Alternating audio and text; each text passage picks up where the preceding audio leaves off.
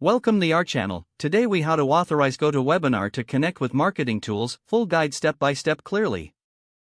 To authorize GoTo Webinar to connect with your marketing tools, start by logging into your GoTo Webinar account. Once logged in, navigate to the dashboard. Look for the Account or Integrations tab in the menu. Click on this tab to access your integration options. Browse through the available integrations to find your desired marketing tool. Click on the specific marketing tool you want to connect with GoTo Webinar. You will be prompted to authorize the connection between the two platforms. Follow the on-screen instructions to log into your marketing tool account. You may need to accept permissions to enable the integration. Once accepted, you will be redirected back to GoTo Webinar. Verify that the integration is now listed under your active integrations. If applicable, configure any additional settings specific to the integration.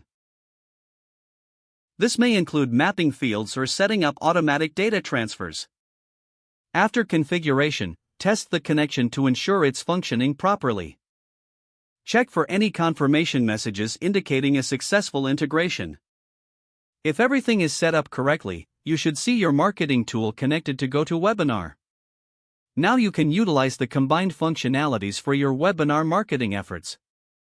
Keep track of any updates or changes in both platforms to maintain the connection. This will help ensure seamless communication between GoTo Webinar and your marketing tools. If the page does not load, refresh the browser or try again in a private or incognito window. Make sure you are using the correct email address, then retype it carefully to avoid small typos.